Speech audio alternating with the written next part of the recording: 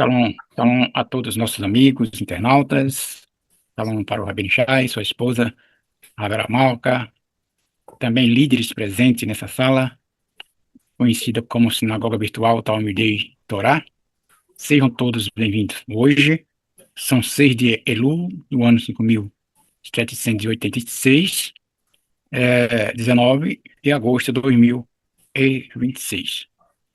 Para achar que estamos estudando é Ki Tetsei, quando saíres, com leitura integral no livro de Deuteronômio, capítulo, eu não coloquei aqui, mas vou falar aqui das porções, tá? As duas porções para hoje, duas aliotes, a quinta, a terceira e a quarta aliá. A terceira, ela inicia aí no capítulo 22 de Deuteronômio, verso 8, e vai até o capítulo 23, verso 6. E a quarta, continuando aí, no mesmo livro, capítulo 23, verso 8, até o versículo 24. Temos leituras adicionais, Haftará, por exemplo, Isaías, capítulo 54, verso 1, e vai até o versículo 10, e na Brit Hadachá, no livro de Tiago, capítulo 4, verso 1, até o versículo 17. Os nossos cooperadores já estão presentes, Roshi e Yehudá, Muri e Moshe, que a partir de agora estão com a palavra Shalom, que o Eterno abençoe. Amém. Shalom Lekulam. Segue a leitura. Shalom Lekulam. Nós estaremos iniciando com a breve leitura em hebraico, para nós termos um tempo hábil. Que tevne bait chadash ve'aseta ma'ake legagecha velo tasim damim beto mevetecha ki ilpo hanopil mimeno lo tazria karmecha kal pen tikdashim le'a hazer asher tizra o tevo aterracarem. Amém. Amém.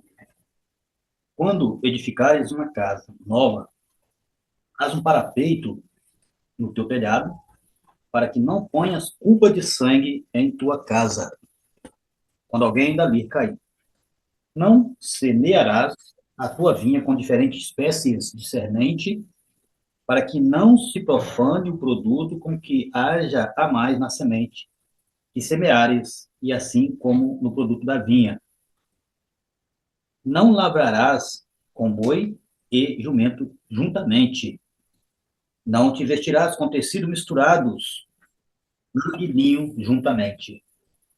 Franjas farás para ti, e as porás nos quatro cantos da tua vestimenta, com que te cobrires.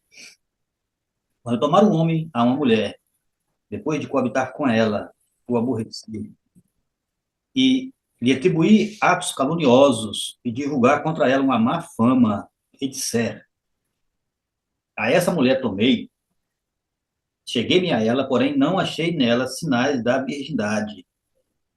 Tomarão então o pai da moça e sua mãe,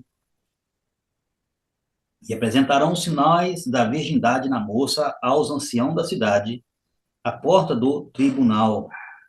Dirá o pai da moça aos anciãos: minha filha, dei a este homem por mulher. E ele se aborreceu. E eis que ele a caluniou com palavras, dizendo: não achei em tua filha os sinais da virgindade. Eis aqui os sinais da virgindade de minha filha. E estenderão a roupa diante dos anciãos da cidade. E tomarão os anciãos da cidade ao homem e o castigarão.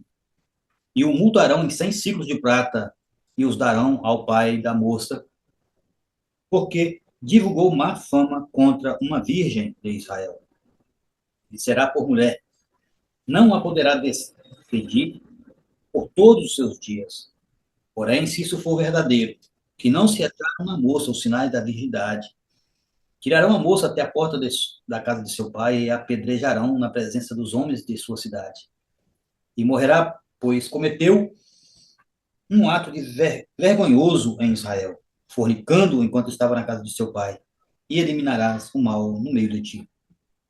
Quando for encontrado um homem deitado com uma mulher que tenha marido, morrerão ambos os dois, o homem que se deitou com a mulher, e a mulher eliminará o mal de Israel.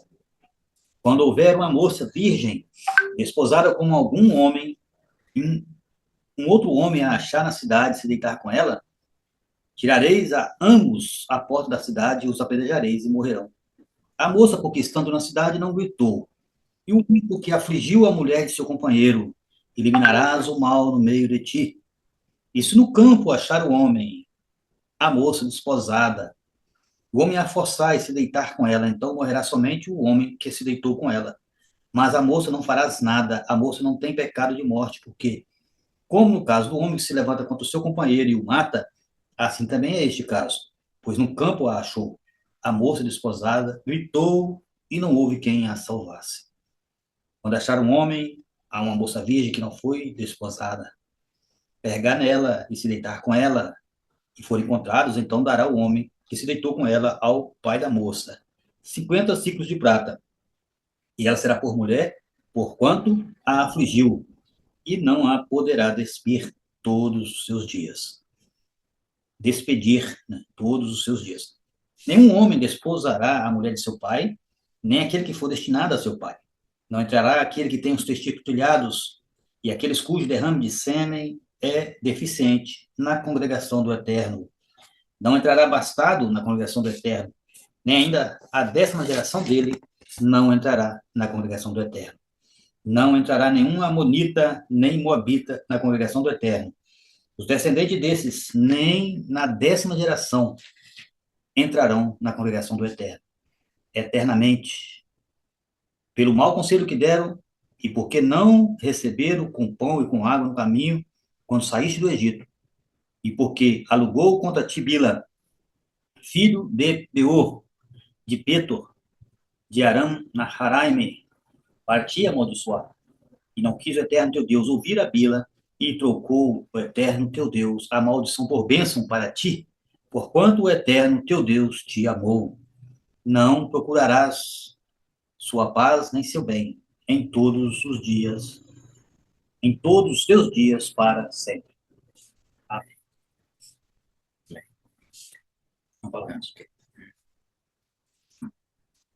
Nós vamos traçar alguns comentários sobre essa paraxá, e especificamente alguns pontos, né? São muitos pontos nessas duas aliot, porém nós vamos acentuar aqui alguns pontos, principalmente os pontos iniciais.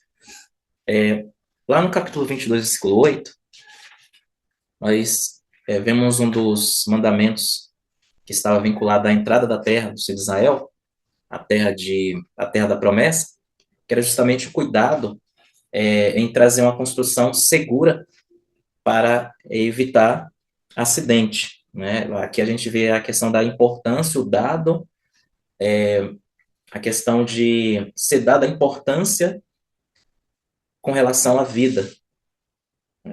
Bem verdade é que essa questão ela se estende não somente a esse contexto, como a Torá ela vai definir, existe inclusive uma regra em que algo particular sendo citado serve para uma regra geral.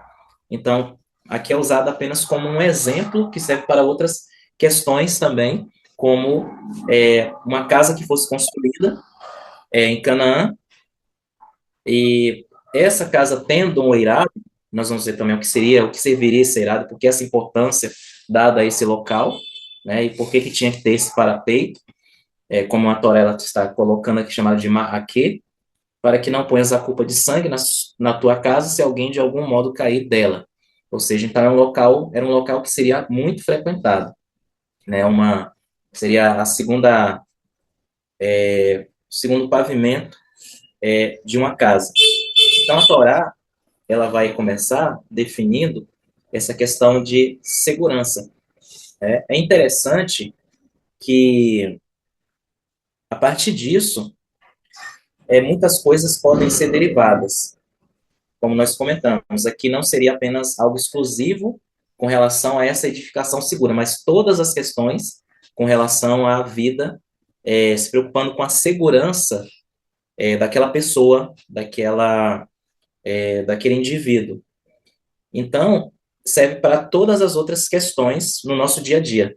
Então, a Torá, ela é tão prática que ela não aborda apenas apenas questões espirituais, mas também questões sociais, questões do nosso dia a dia, questões práticas, questões seculares, porque ela é a base para uma boa vida que o homem pode ter, né, seguindo os mandamentos do Eterno, em todas as áreas, área familiar, área espiritual, material, social, e assim por diante.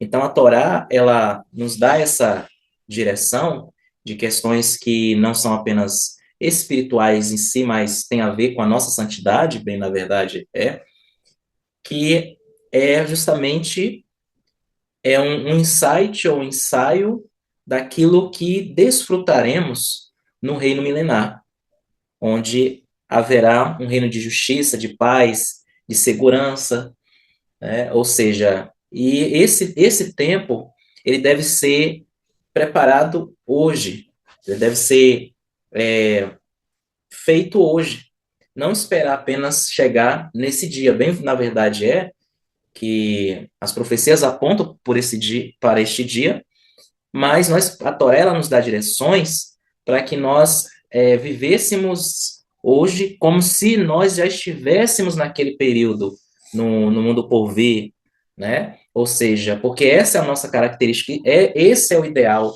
do eterno. Mas tudo começa por cada um fazendo a sua parte hoje, de acordo com os mandamentos do eterno. Então, o eterno ele não está preocupado apenas com a questão da pessoa individualmente, mas daquele que está à nossa volta. E isso demanda justamente ser justo e correto de acordo com o ideal divino. Então, muitas coisas são abordadas nessa questão. Agora, é interessante o uso desse local servia também para uma hospedagem,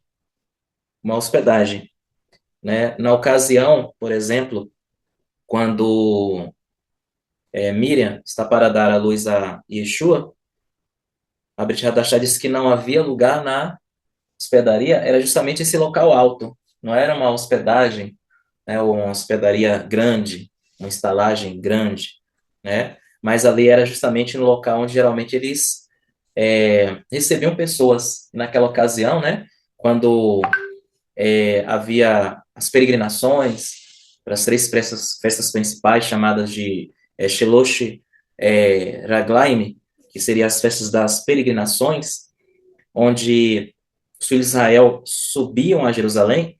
Às vezes, quando não comportava todos na cidade, ficavam nas regiões adjacentes, como, por exemplo, Beit-Lehem, que era a ocasião onde eles estavam, que era Belém, né, que ficava próximo, nesse caso, cerca de 5 quilômetros, aproximadamente.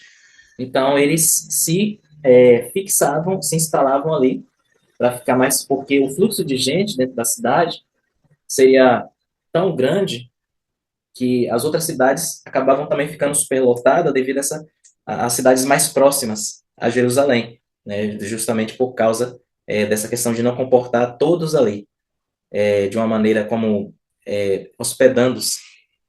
Então é interessante que esse local era um local muito importante, logo deveria ter toda uma segurança ali. Nós vamos ver aqui outros usos também, né? Então,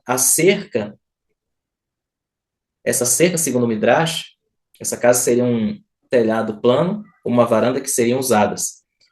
Deveria, então, ser construída uma forte cerca ao redor do local. A cerca, segundo a Halakha, deveria ter, no mínimo, aí, 8 centímetros de altura, 80 centímetros de altura. Ao se construir uma casa, o telhado, que praticamente era a sala de estar, recebia certos cuidados especiais. Então, era um local que parece que não tinha importância, né? Assim, lendo de uma maneira bem simplória, mas era um local muito frequentado, muito importante, muito usado. Então, ele era armado com pesadas vigas de madeira, sobre as quais se colocavam varetas, tendo tudo recoberto com uma massa de barro, a qual se misturava com palha picada. O uso, além de ser uma hospedaria, é um local onde se recebia os hóspedes, como nós acabamos de comentar, também era usado como local onde se faziam as tefilote, que era conhecido, inclusive, era conhecido também como quarto alto, né? Ou conhecido como aliá. Por quê? Porque a palavra aliá significa subida, né? Então, por esse local ser um local alto, leva-se esse nome, que vem da palavra olê, né? Olê seria aquele que faz até a leitura, né, da Torá no dia de Shabat. Então, está relacionado justamente a isso. Agora, nós temos uma representação também, que tudo que está registrado nas Escrituras tem a questão do método usado literal, o que está escrito historicamente, tem a questão do contexto linguístico, cultural e assim por diante. Mas existem aplicações também práticas para o âmbito espiritual, né? Então, esse local era um local usado como local de fazer tefilotes. Nós temos um registro aqui em Atos dos Apóstolos, capítulo 10, versículo 9. E no dia seguinte, indo eles seu caminho, e estando já perto da cidade, subiu Pedro ao terraço para orar, quase a hora sexta. Nesse local também se fazia se praticava uma outra coisa, que eram as proclamações e comunicações, onde eram anunciadas em alta voz e ouvidas em todo o bairro, como nós temos registrado aqui em Mateus 10, 27. O que vos digo em trevas, dizei-o em luz, e o que escutais ao ouvido, pregai-o sobre os telhados, que era justamente essa parte superior. Nas tardes quentes também, era como as mulheres trabalharem no telhado, preparando pão, tecendo fazendas, ou no caso, né, o tecido ali, fazendo a secagem do linho, ou até mesmo de frutas, como figo e tâmara, ou então separando os cereais. Era ali também que se estendiam as roupas lavadas para secar, sendo o telhado plano, prático e de fácil acesso. Era utilizado de diversas maneiras. Nesse local também, Yeshua faz uma citação, como lá em Atos 10, versículo 9, de Pedro, ele faz ali a sua tefilote. Yeshua também, em Mateus, ele fala desse quarto, Mateus 6, que era também chamado de um quarto particular. E aqui ele, por trás, tem a ideia de uma prática também judaica, conhecida como Hit Bodedut. Hit Bodedut são aquelas orações espontâneas que nós fazemos, e é praticado também no mundo judaico, além das orações conhecidas como as orações mais formais, que são as orações do Sidu. Então, Yeshua, ele traz também as duas questões como um grande mestre que viveu e deu exemplo dessa cultura, embasado na Torá, na cultura judaica. Ele fala de dois tipos de orações, das orações formais, quando os discípulos falam para ele, pedem a ele uma direção, né, ensina-nos a orar, aí ele vai fazendo uma oração modelo ali, é uma oração formal, mas também ele fala do Hit Budedut, ou seja, oração espontânea. E a palavra Hit Budedut também significa algo que é particular. É quando você tira aquele momento com o eterno. É quando você se retira para um lugar mais restrito para falar com ele de maneira muito particular. É onde você se expõe de maneira mais plena. Então é chamado de Hit Bodedut. Até a palavra Hit Bodedut, Hit, no hebraico, tem um significado de uma ação reflexiva, né? Quando você toma a iniciativa de realizar algo. É o sujeito praticando uma ação sobre si mesmo. Então, ele sofre essa ação, porque existe um resultado também em cima daquilo que ele pratica. Então, ele sofre uma ação, que na verdade sobre ele vai se tornar uma reação, né? Porque ele toma iniciativa primeiro, e depois ele vem sobre ele uma reação, né? Então, Yeshua fala sobre isso quando ele fala que quando orares, entra no teu quarto, fecha a tua porta, orareis ao Pai em secreto, e ele em secreto te recompensará. Então, Yeshua está enquadrado justamente nesse quesito judaico, porque ele, como judeu, nos ensinou também a viver esse judaísmo de acordo com a Torá. Um judaísmo sadio que nos aproxima do eterno. Então, a menção do parapeito é feita porque na antiguidade as pessoas passavam boa parte, como nós comentamos, né? Boa parte do dia nesse local, no telhado, e suas casas muitas vezes dormiam ali, como a gente comentou sobre a questão dali também se tornar um local para hóspede.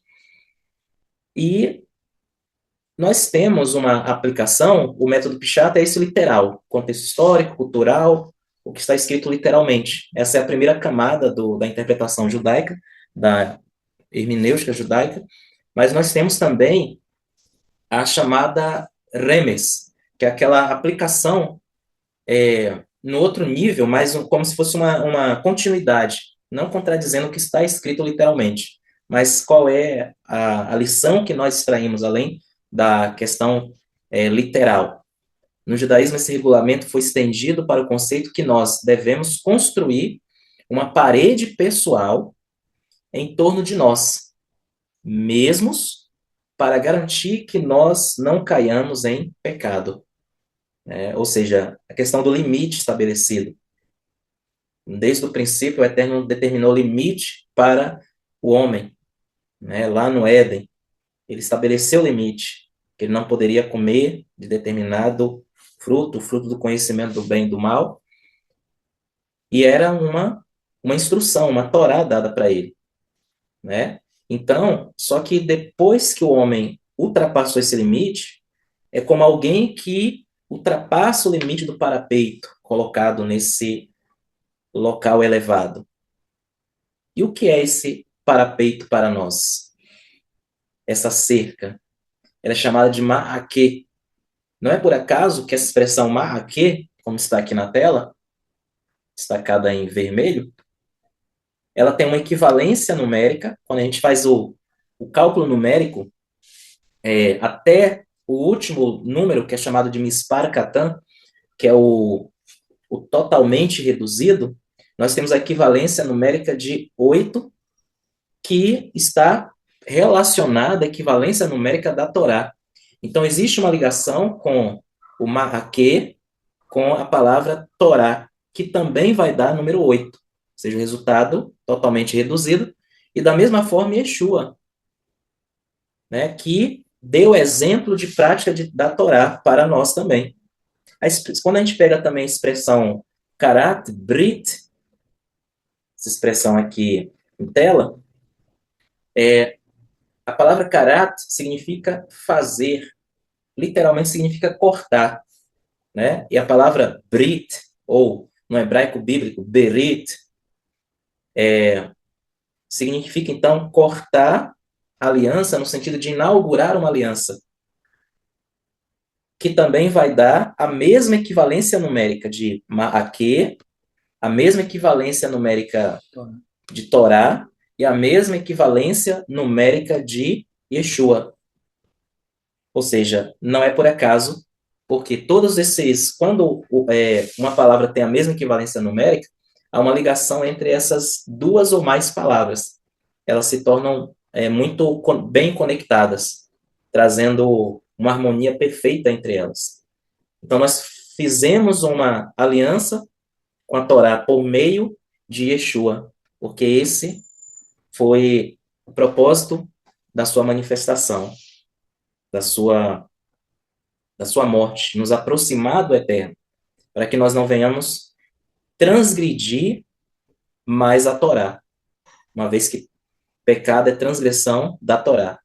E se ele, como ele derramou seu sangue para que nós não venhamos mais estar transgredindo pecando, ou seja, transgredindo a Torá, então, através dele, nos aproximamos da Torá, e não o contrário, como prega a teologia da substituição.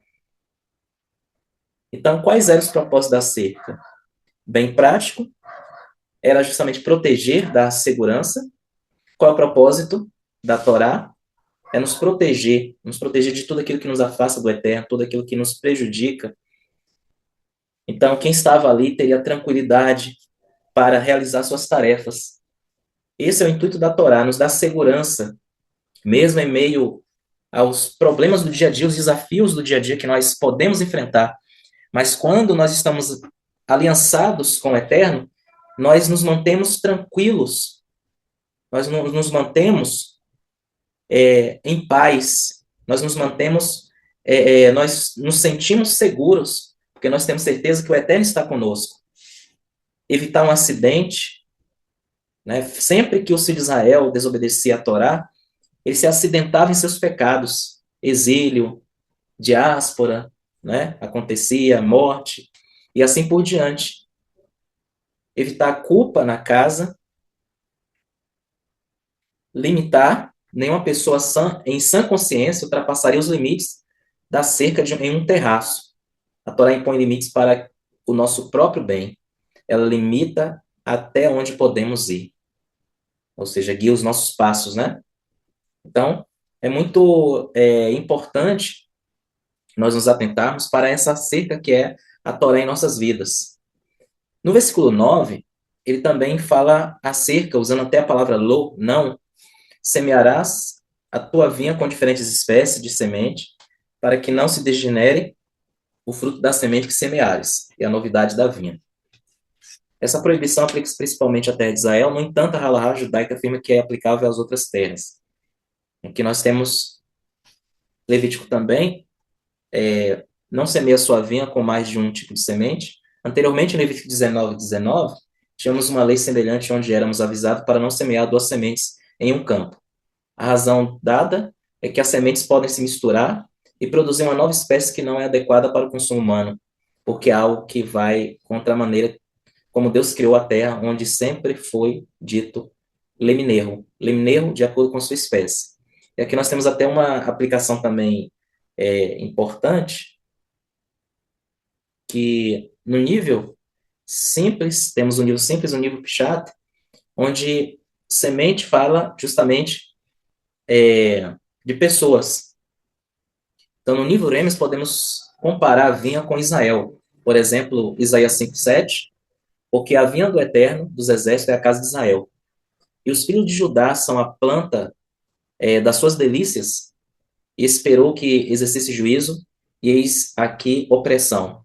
Justiça, eis aqui clamor. Israel não se pode semear, em Israel não se pode semear dois tipos de sementes, que podem ser os homens. Semente em hebraico, zera, que significa semente, descendência. A má semente são as nações pagãs que não podem ser plantadas na casa de Israel, para que o povo não se corrompa.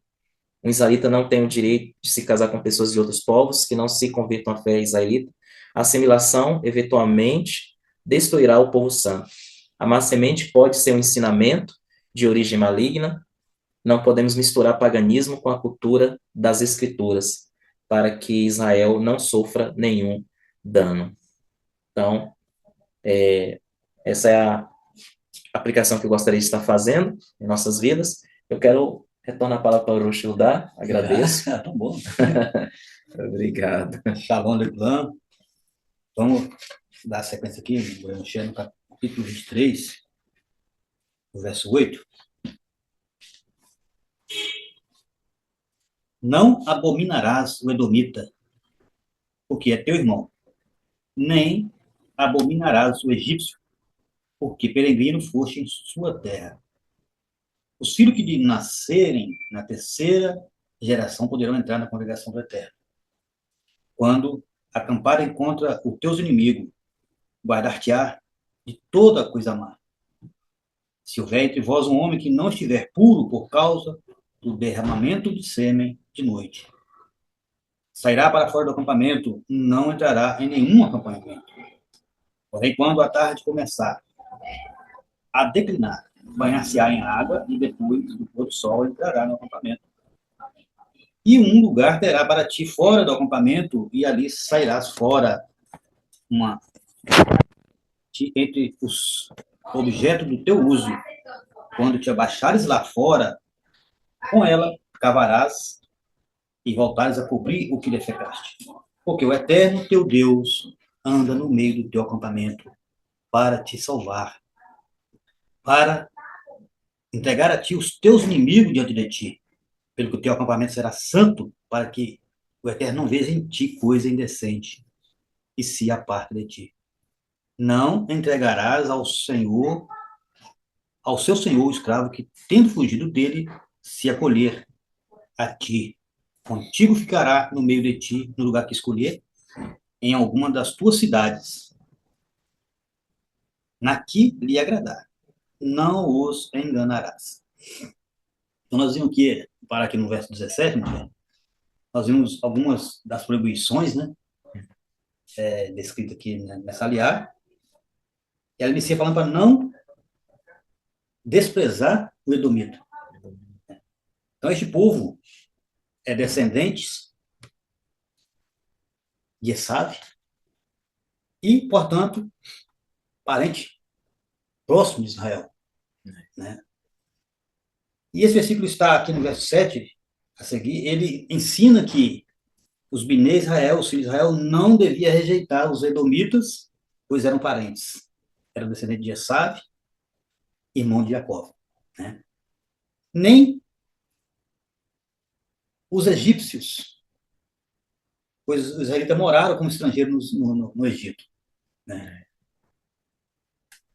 Esav era irmão de Jacó e por isso havia um laço de sangue forte, né? E no passado, os hebreus foram acolhidos e depois escravizados no Egito, mas também conheceram a terra e receberam abrigo no Egito. Então, o Eterno pede, né, para não fazermos vista grossa, né, ao egípcio, aos edomitas.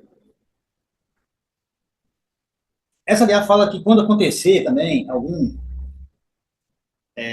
incidente noturno, né, e tornar aquela pessoa impura, ele não deveria entrar no arraial, esperar pela sua purificação. Ali fala do tempo, né, tempo determinado ali, que é ao fim do dia, né, ao pôr do sol, a pessoa ia lá fazer um migre e se tornaria puro. Então, a higiene pessoal é vital para os soldados, né, mas engloba todo o povo de Israel, né? No verso 18 a seguir, tem muito comentário para fazer, a gente tem que começar a jogar para frente, né? Não haverá mulher destinada à prostituição dentre os filhos de Israel, e nem haverá destinado a pederastia dentro dos filhos de Israel. Não trará salário de rameira e nem preço de cão à casa do Eterno teu Deus, em paga de qualquer voto, pois a abominação do Eterno teu Deus são ambos e coisas semelhantes a essas. Não pagarás teu irmão juro de dinheiro, nem juro de comida, nem juro de coisa alguma que se dá como juro. Ao estrangeiro poderá pagar juro, e ao teu irmão não pagarás, para que o Eterno teu Deus te abençoe em tudo que possuir tua mão na terra a qual está indo para herdá-la. Quando fizer de algum voto ao Eterno teu Deus, não demorarás em pagá-lo, pois o requererá o Eterno teu Deus de ti e haverá em ti pecado. Porém, se te abstiveres de fazer voto, não haverá em ti pecado. O que sair de teus lábios, guardarás e o farás, assim como prometeste ao Eterno teu Deus, trazendo a oferta voluntária, conforme declaraste pela tua boca. Então, Aqui são várias proibições, né? São sequências de proibições. Não deve haver prostitutas, né, na congregação do Eterno. Não deve haver homossexual, né, entre os judeus. Não ofertar os dízimos com salário de prostituta. Não emprestar juro para uma rim, né, para um judeu. E não deixar de pagar os votos feitos ao Eterno. Não deixar de cumprir aquilo que foi dito por sua boca. Então, é o verso 24 que fala, né? O que sair dos teus lábios, guardarás e o farás, assim como prometeste ao Eterno teu Deus, trazendo oferta voluntária, conforme o declaraste pela tua boca. Então, esse texto é uma paráfrase de passagens bíblicas do Taná, como da Torá. Aqui, verso 24, Devarim, e Juízes 11, 35, que fala sobre a seriedade de cumprir os votos, as promessas e as ofertas voluntárias feitas a Deus, né? O que sai dos lábios, o que sair dos teus lábios guardarás e o farás. Refere-se à promessa, votos ou compromissos assumidos verbalmente perante Deus. Então, quando a gente vai fazer a nossa tevilá, né, você faz ali um compromisso, né? Você faz um compromisso de ter Yeshua como seu Mashiach, né? Hashem como o único Deus, né? Cumprir Shabbat, as festas, devolver os macês, os os dízimos.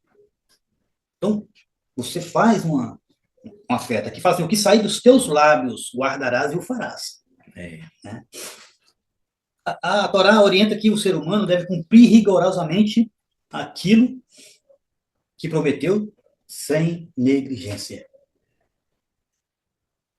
Uma dádiva, uma oferta dada a Deus de livre e espontânea vontade, não por obrigação, mas por devoção. Né? O Eterno se agrada. O Eterno recebe aquilo ali como um cheiro suave. Né? E a importância da palavra. No texto bíblico, fazer um voto a Deus é um ato solene.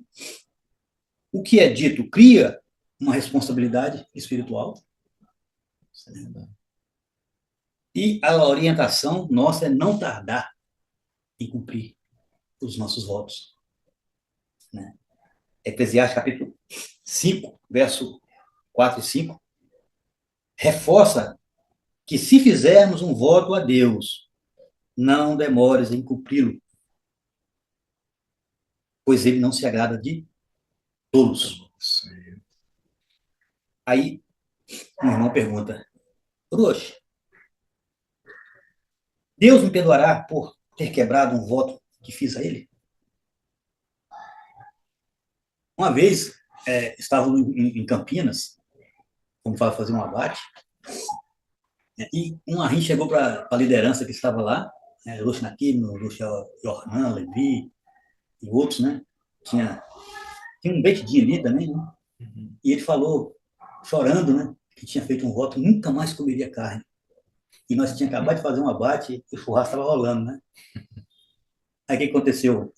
Contou para os roxos, eles se reuniram e anularam o voto do Ahim lá. É como o pai ouviu, a Torá fala, né? O pai ouviu e anulou, no dia que ouviu. Né? Então, o voto, tem que ter cuidado com essas palavras. O voto é uma resolução pessoal, é um compromisso solene entre uma pessoa e Deus. Muitos já se perguntaram se Deus os perdoará por ter quebrado um voto. Quem não quebrou um voto até hoje? Está condenado? Tem uma saída. Qual é a saída, Moisés? Techuvá, Deixa eu ver. né? Porque quando você faz um compromisso, você entra no pacto, faz o seu voto ali na beira das águas ali, né? Você tem que tentar manter o máximo É diante verdade. de Deus. Pra sempre. Felizmente, a Bíblia, as Escrituras, não nos deixa na ignorância. Nas Escrituras encontramos ensinamento de advertência sobre votos e a garantia da misericórdia infinita de Deus. Ao examinarmos a natureza dos votos e do perdão de Deus, podemos descobrir esperança diante do nosso fracasso. Os votos não devem ser tomados de ânimo, alfuria, né? É o que aconteceu com a Rim, né? Quando recebeu a mensagem da caixuta, e ele vai e abre a boca e fala, nunca mais comerei carne. Né? Então nós temos que ter muito cuidado, né? Muito cuidado. Eclesiastes 5, verso 4 e 5 adverte, quando você fizer um voto a Deus, não demore cumpri-lo, pois ele não se agrada de tolos. Cumpra o voto que você faz, melhor é não fazer o voto do que fazer e não cumprir. Né? Salomão enfatiza a seriedade de fazer um voto diante de Deus, e se fizermos uma promessa, nós devemos ser ágil em cumprir. Né? Da mesma forma, lá no livro de Bamidbar, Números, capítulo 30, verso 2, fala sobre a importância de não quebrar um voto. Quando um homem fizer um voto ao Eterno, ou um juramento para obrigar-se a alguma abstinência, não violará a sua palavra, mas fará segundo tudo o que prometeu. Então, Deus espera que sejamos sinceros, que tenhamos integridade, especialmente quando fazemos voto a Ele. Provérbios capítulo 11, verso 13, fala assim, a integridade dos retos os guia, mas a falsidade dos infiéis o destruirá. Embora não devamos quebrar um voto feito a Deus, as Escrituras reconhecem a fraqueza e a fragilidade humana. Em Salmo 103, verso 14, diz, pois ele conhece a nossa estrutura e sabe que somos pó. Deus é ciente de nossas imperfeições, é compreensível e misericordioso quando quebramos um voto feito a ele. Ele falou para Moisés assim, né? Terei misericórdia de quem eu quiser ter misericórdia, né? E compadecerei de quem eu quiser compadecer. Quebrar um voto é algo sério. No entanto, ninguém está fora do alcance das graças de Deus. Há muito exemplo de pessoas que falharam, mas foram restauradas pelo amor eterno de Hashem. E temos exemplo de Keifa, a Shalia, né? Apóstolo Pedro prometeu a Yeshua o quê? Ele fez um compromisso com Yeshua, lá em Lucas 22, 33, estou pronto para ir com o Senhor, tanto para a prisão como para a morte. Né? Mas negou Yeshua 3 vezes naquela mesma noite. E, em sua misericórdia, Yeshua perdoou Keifa e o reentregou à comunhão e ao serviço. O perdão é fundamental ao caráter de Deus.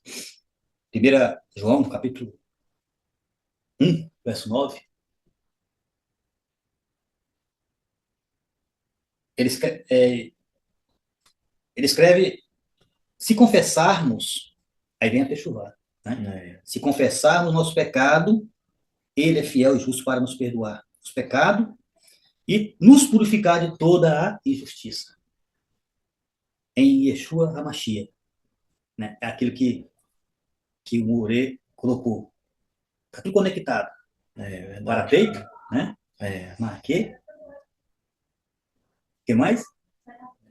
Torá e Yeshua. Em Yeshua HaMashiach, Hashem perdoa todos os nossos pecados, incluindo quebra de um voto feito a ele. Se você reconhecer que você errou, né? Puxa vida, eu falhei, né? Há uma esperança. O arrependimento, a confissão do pecado significa que concordamos com Deus quanto à natureza do nosso pecado. Aí você reconhece O arrependimento, após quebrar o voto feito a Deus, significa que você reconhece a gravidade deste ato e decidiu não quebrar os votos dali em diante. O arrependimento é acompanhado por remorso sincero, lá em Isaías, né? Salmo 51, verso 17. Sacrifício agradável a Deus é o espírito quebrantado, o coração quebrantado e contrito. Não desprezará, ó Deus. Então, Deus nos perdoa quando nos humilhamos, quando nos arrependemos. Deus não muda. Ele é o mesmo ontem, hoje, ele é sempre Deus. Né? Portanto, podemos ter certeza do seu perdão. Lá no Salmo 86, verso 5, declara: pois tu, eterno, és bom e perdoador, rico em misericórdia para com todos que te invocam. Lá na Torá fala, né? Aquele que faz penitência, né? Nosso pecado, mesmo quando quebramos uma promessa feita ao Eterno, não altera a sua bondade, o seu desejo de nos perdoar. A parábola do filho pródigo, né? Ilustra vividamente o perdão de Deus, lá em Lucas 15, verso 11 a 32. Apesar daquela rebelião e dos erros terríveis do filho, o pai o recebe de volta de braços abertos. E essa parábola simboliza a disposição de Deus de restaurar todos que se voltam a ele em arrependimento. Oséias fala, né? Volta, Israel. Quebrar uma promessa é grave, mas não é um pecado imperdoável. Deus nos perdoa quando aproximamos dele com um coração contrito. O amor, a graça, a misericórdia de Deus não tem fim. Nenhuma falha, incluindo quebrar uma promessa, pode nos separar do amor de Deus, dos méritos de Yeshua HaMashiach, né? Está lá, Romanos 8, 38 e 39, né? O Eterno possa nos abençoar e ter misericórdia, né? Cada um de nós, que possamos estar atento àquilo que sai da nossa boca. Verdade. Que não venhamos estar em falha diante do Eterno. Amém? Amém. Então, quero ficar por aqui, né? Amém. Quero agradecer pela oportunidade. Shalom Leblon a todos aí da sala. Morei vai fazer a oração final e logo após a palavra está convosco. Eterno, nós queremos te bendizer por tudo aquilo que foi explicitado através da tua Torá, ó Eterno. Muito obrigado por essa oportunidade que nós temos de nos aproximarmos a cada dia de ti, ó Eterno, por esses momentos de liberdade que tu nos tem dado, de estudarmos juntos, de conhecermos juntos, de andarmos e caminharmos juntos, trilharmos juntos, ó Pai, esse caminho tão glorioso, apesar dos desafios, mas a cada desafio enfrentado e também transposto, ó Pai, tu tem nos dado muitos aprendizados. Obrigado por cada líder, ó Pai, da Sina. Obrigado pela vida do Rabino Shai, que tem sido esse canal de bênção para as nossas vidas, nos orientando, nos direcionando por meio da tua palavra, Pai. Obrigado por cada Roshim, ó Senhor, cada pessoa que tem se disponibilizado de instruir por meio da tua palavra. Toma, ó Pai, cada um em tuas mãos, que nós cada dia venhamos nos fortalecer e não venhamos olhar para trás, a não ser quando houver necessidade de um retorno, e retorno rápido e não demorado, Eterno, porque somos propícios a muitas falhas, mas a tua misericórdia é grande sobre as nossas vidas e que cada dia nós possamos nos apegar a ti, como diz a tua palavra, e vós que vos unistes ao Eterno vosso Deus, estáis todos vivos hoje. Amém. Ó Eterno, que essa palavra possa se cumprir em nossas vidas a cada dia. São essas bênçãos que nós te pedimos e nós te agradecemos. Beshem Yeshua HaMashiach. Amém. Amém. Amém. Gravação encerrada.